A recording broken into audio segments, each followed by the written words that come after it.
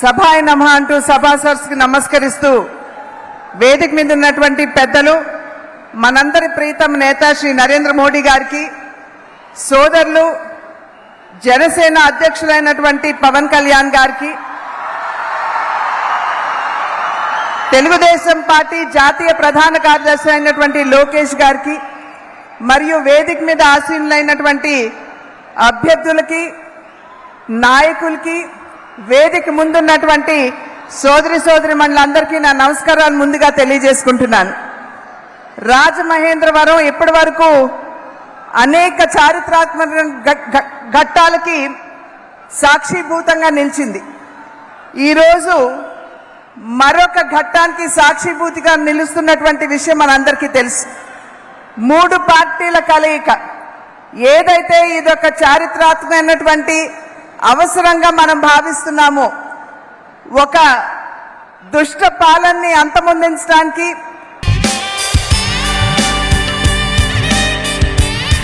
కుబేరలక్ష్మి కటాక్షంతో అందరి ఇంట్లో బంగారం, వజ్రం, వెండి నిండా. లలిత అక్షయ తృతీయ బంగారు నగలకు తరుగులో 1% తగ్గింపు, వజ్రాభరణాలు క్యారెట్కు 5,000 తగ్గింపు.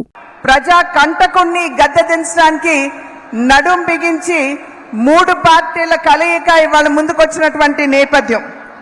ఈ యొక్క కలయికలో మనకి ప్రస్ఫుటంగా కనబడేది నరేంద్ర మోడీ గారి స్ఫూర్తి, చంద్రబాబు నాయుడు గారి యుక్తి, మరియు సోదరులు పవన్ కళ్యాణ్ గారి శక్తి అని చెప్పి నేను మీకు చెప్పాల్సినటువంటి అవసరం లేదు.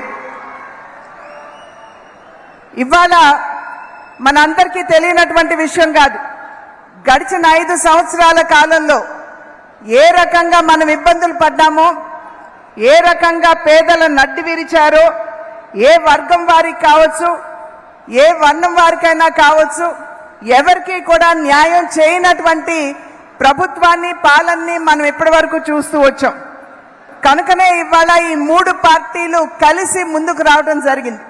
ఇవాళ ఈ 3 పార్టీల యొక్క ఆలోచన విధానాన్ని, ధోరణి కనుక ఒక్కసారి పరిశీలించినట్లయితే సబ్కే సాత్ సబ్కా వికాస్ అంటూ భారతీయ జనతా పార్టీ నినదిస్తుంది.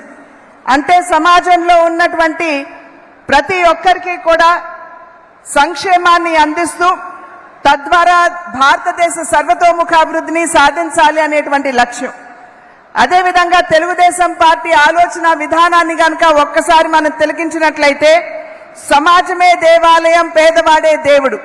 అంటే సమాజంలో ఉన్నటువంటి పేదవారికి, బడుగు బలహీన వర్గాల వారికి న్యాయం చేయాలి అనేటువంటి ఆలోచన.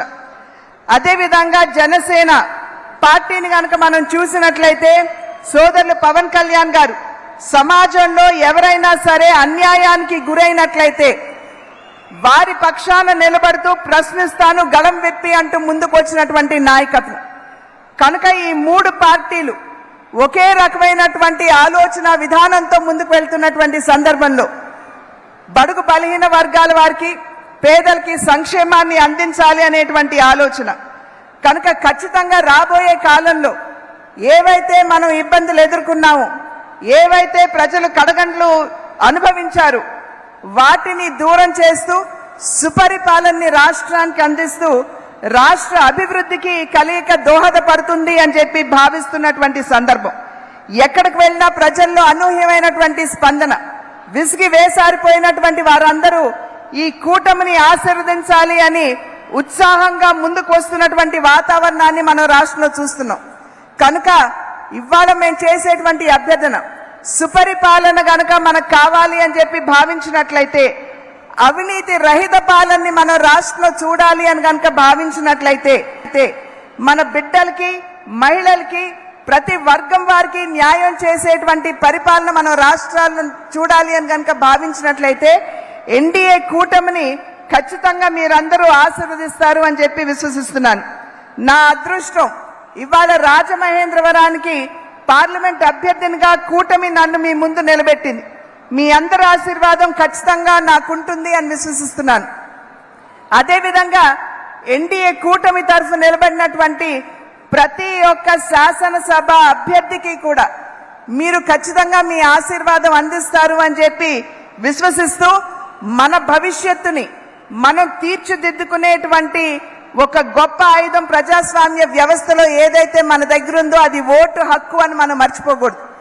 ఎండని సైతం భరిస్తూ మనమందరం మే 13న బయటకు వచ్చి మన ఓటు హక్కుని మనం వినియోగించుకుంటూ మన చూపుడు వేరు మీద పడేటువంటి సిరా మరక ఏదైతే ఉందో మన భవిష్యత్తుని రాష్ట్ర భవిష్యత్తుని కూడా మార్చే విధంగా ఉండాలి అని చెప్పి అభ్యర్థిస్తూ మరొకసారి నరేంద్ర మోడీ గారు ఇక్కడికి వచ్చినటువంటి సందర్భంలో వారికి హృదయపూర్వకంగా ధన్యవాదాలు తెలియజేసుకుంటూ సెలవు తీసుకుంటున్నాను. జై హింద్.